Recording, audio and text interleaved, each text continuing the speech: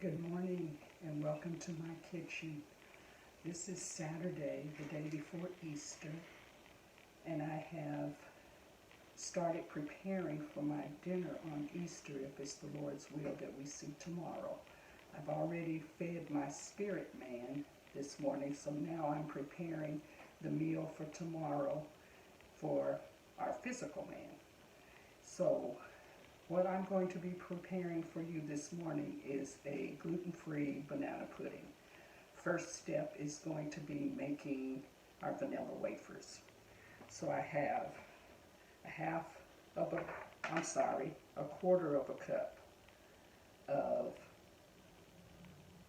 it says softened butter, but I just about melted it because I took it out and softened it in the microwave.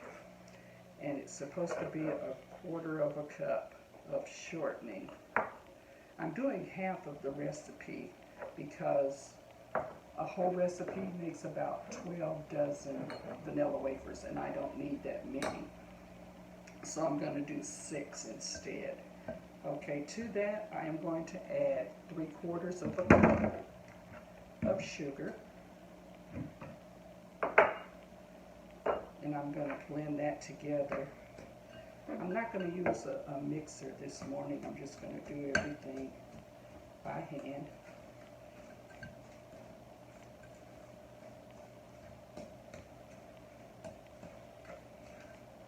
I'm using shortening butter flavored Crisco this morning instead of the normal coconut oil that I usually use, because somehow the texture of the vanilla wafers don't come out the way I want them to turn out.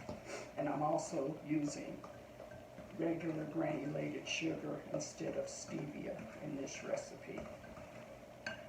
Okay, to that we're going to add 1 egg, and we'll go ahead and add our teaspoon of vanilla. I'm going to put a whole teaspoon because I want the flavor to really stand out. After all, we're making vanilla wafers.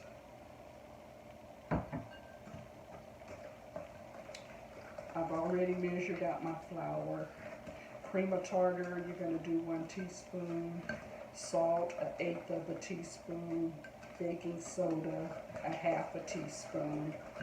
And flour, it's going to be 1 3/8 of a cup of flour. I'm going to go ahead and blend the baking soda and the cream of tartar and salt into the flour mixture.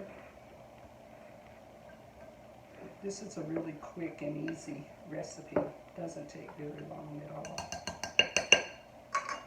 Okay, I'm going to add in part of my flour.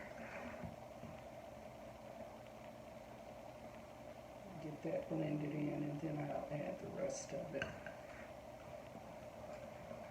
It should come up to be kind of a soft dough, not real stiff. Too stiff and it won't spread out into the cookies like you want it to.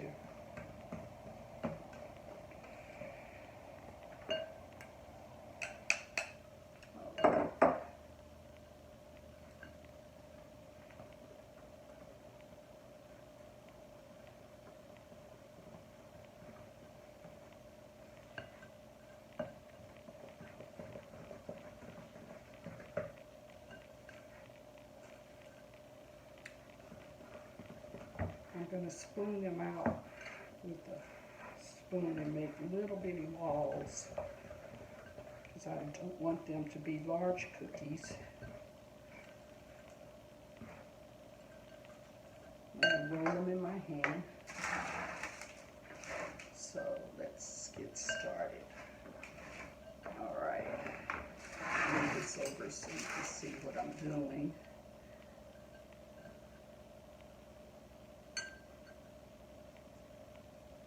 Really, really soft, but that's what you need. And They're little balls, about maybe 3/4 of an inch in diameter is about what you want for them to spread out to vanilla wafer size. They won't be uniform. I don't have a scoop this small to scoop them out.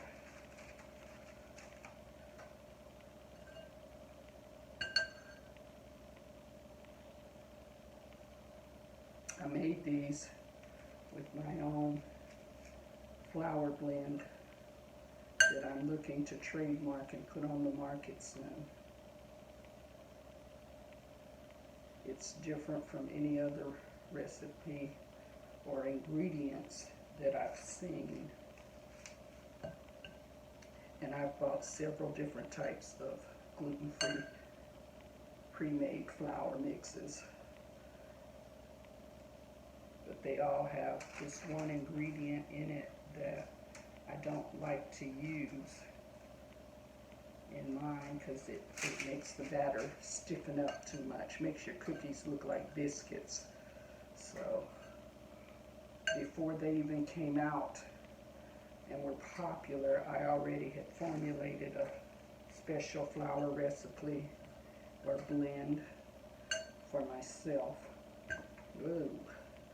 So I prefer it over anything that I found on the market. So I will be trying to get that registered with the Trademark and Patent Federal Company and put it on the market so that I can sell it. I can sell it now, but eventually I'll try to find a company that will produce it, and I don't want to do that until I have protected myself.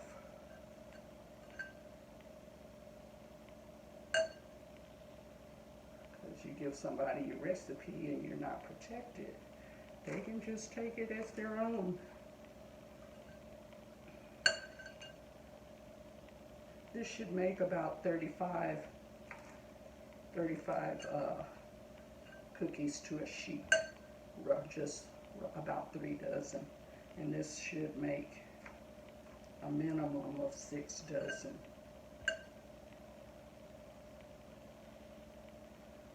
Which is more than enough to make the banana pudding that I'm going to put together. After I get these cookies in the oven, I will be showing you how to whip up I use fresh whipped cream, heavy whipping cream, and I make my own cream to go on my pudding.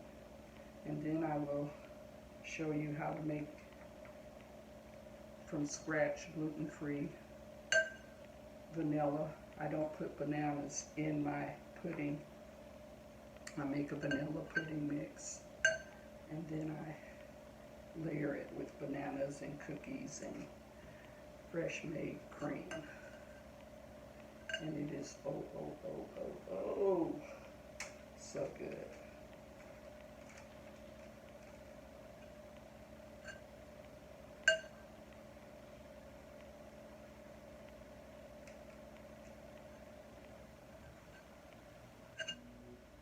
This looks like it's going to make more than I anticipated, which is good. Because you can use vanilla wafers for a crust for like a lemon meringue pie, or you can make a icebox banana cream or lemon cream, and you can use them and crush them up just like you do graham crackers.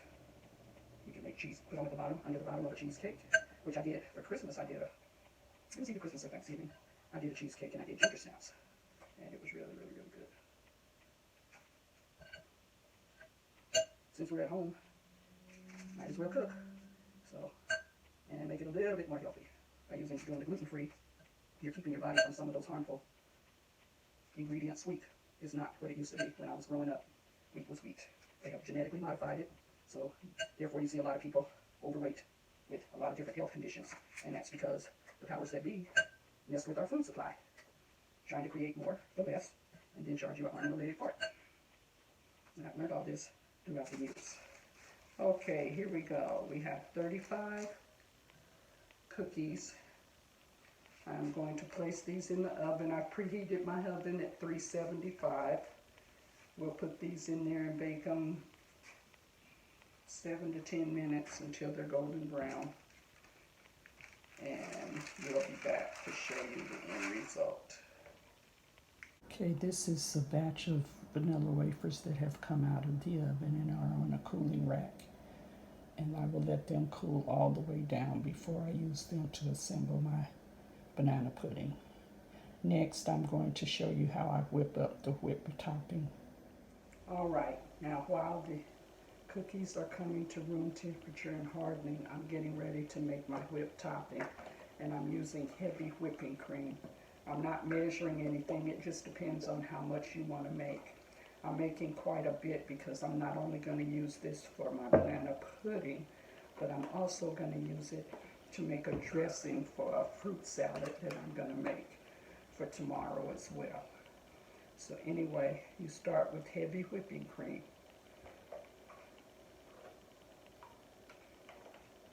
And I'm going to use my hand mixer. There's a hand blender made by Faberware, not trying to advertise.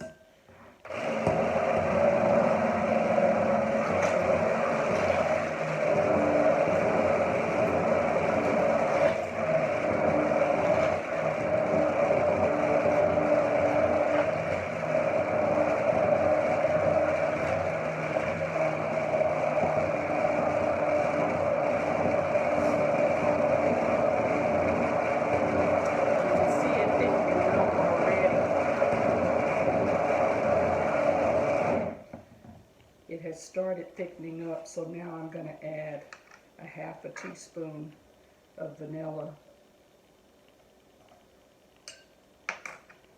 and I'm going to add a little bit of confectionery sugar, about 1/4 of a cup.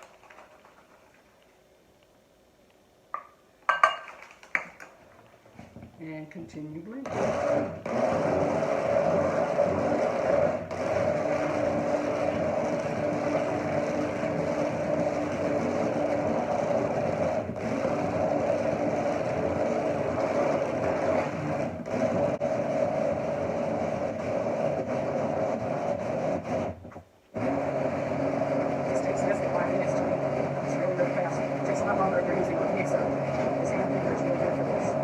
As thick as you want. I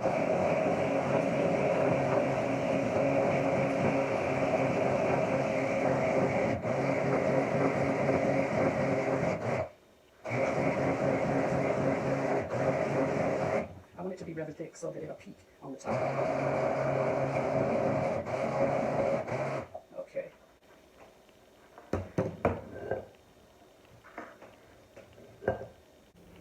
All right. I have finished blending this, and I'm going to cover this, put it in the refrigerator, and let it chill. And the next step will be making our vanilla pudding.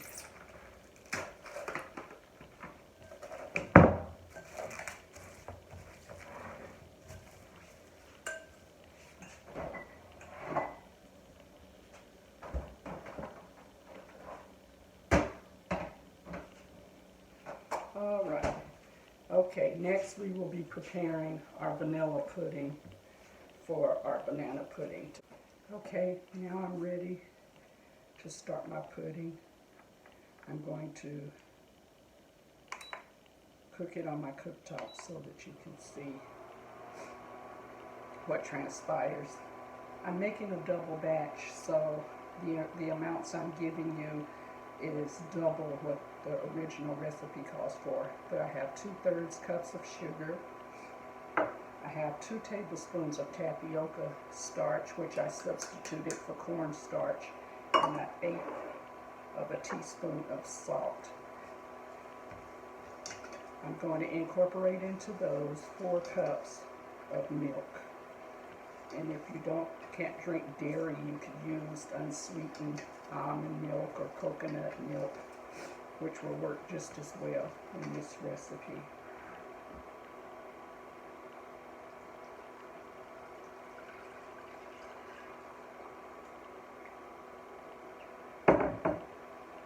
So I'm going to stir this so it won't stick.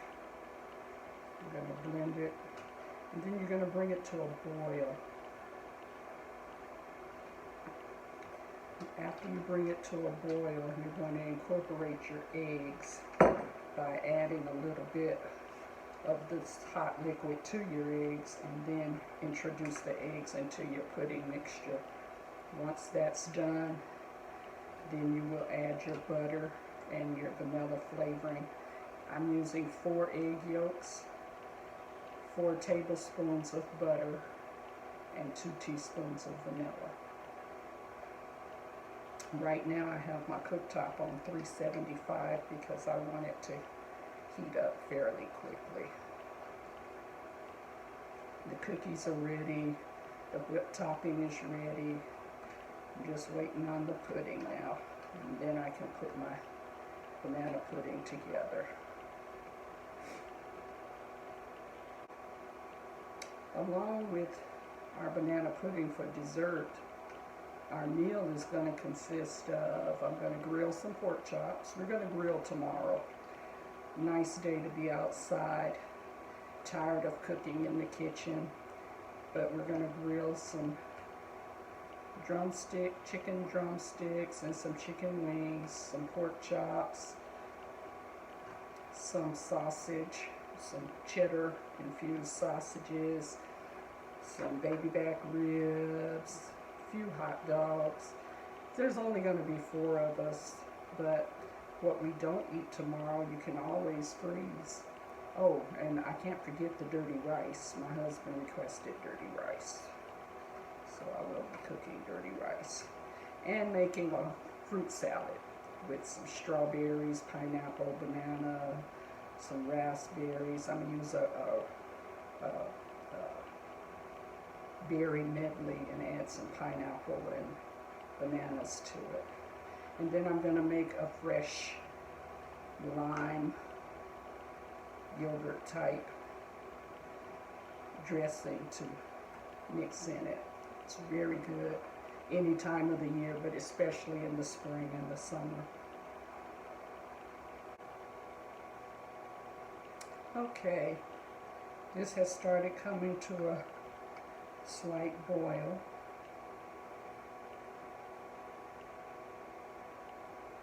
So now what I'm going to do is I'm going to take a little bit of this liquid and I'm going to add it to my eggs, my egg yolks.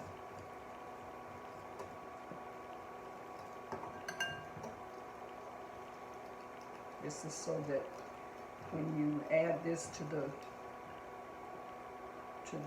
pudding mix, it won't cook your eggs. Okay, I think that's good. So now I can add that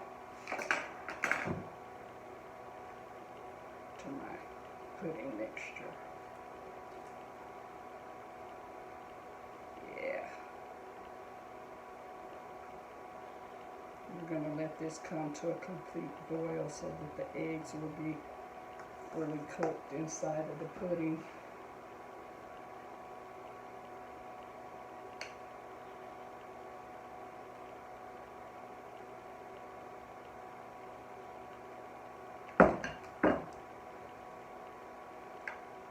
Once this comes to a total boil, I'm going to turn it off, and we're going to add our butter and our vanilla flavoring.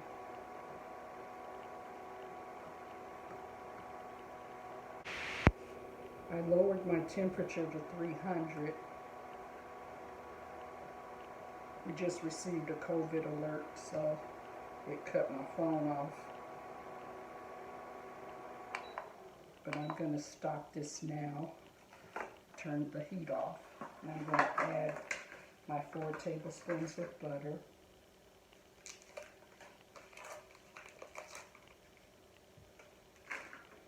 and a teaspoon of vanilla. This is a half a teaspoon, so I'm going to add.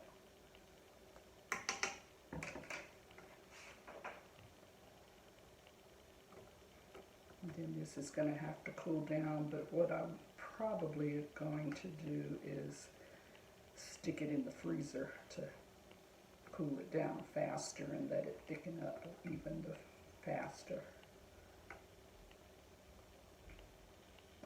And while it's doing that, I can be doing other things, and then I'll come back and show you how to put the banana pudding together. Well, how I put a banana pudding together, because I'm sure everybody has a different way of doing. I will be dedicating this episode of my cooking channel to my nephew, Chef Ryan Douglas, that lives in Southern California. Ryan, I'm doing this and I hope it makes you proud. Okay, let's get ready and put this banana pudding together. Okay, I have the camera pointed down so that you'll be able to see what I'm doing. First thing I'm going to do is I'm going to line the bottom of my pan with the wafers. This will probably hold about 2 to 3 layers.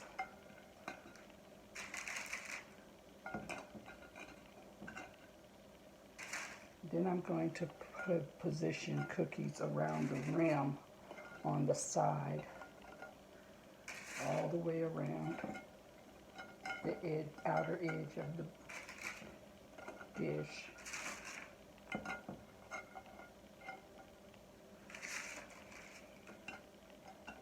That's to kind of keep the pudding contained inside.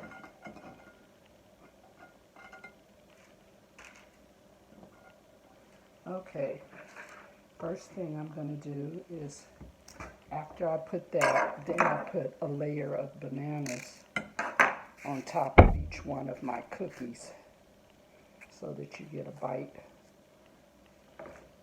from each one.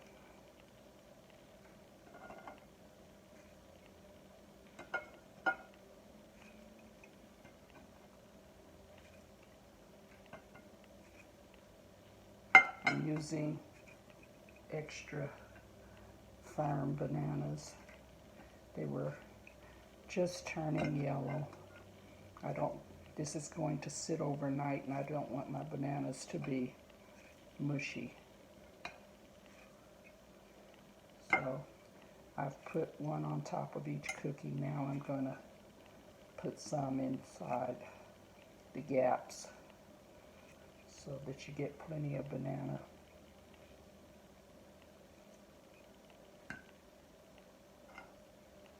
All right, next we're going to spoon in the pudding, making a thin layer that will cover the bananas and the cookies. And I'll give you a screenshot of this when I get it completely covered.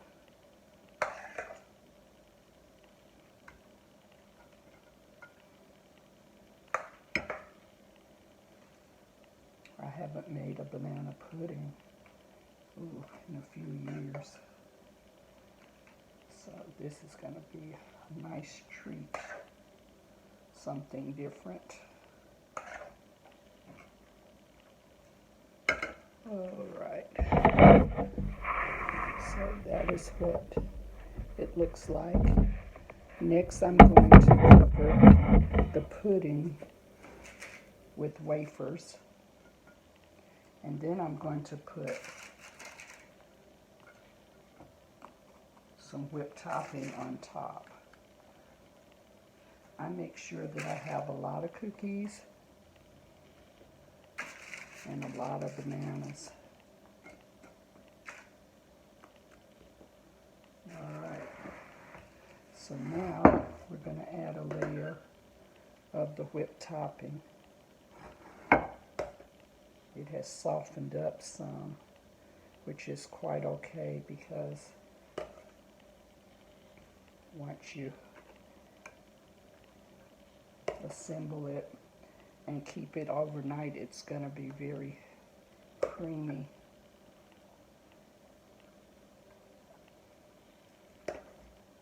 Then once again, I'll give you a screenshot of this. and that's what it will look like. Okay, I'm going to finish assembling this and then I'll come back. Now the next process is to repeat what I did the first time, and that is to put cookies and then bananas and then pudding, and just continue that until you've run out of pudding or you've run out of bananas or cookies or whatever. But you can make these as small as you want. You can make individual ones. You can make big, medium, small, all different sizes depending on how many you're going to feed.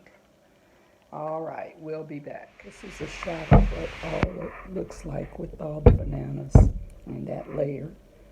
Okay, I'm going to go back and finish the remainder of the pudding.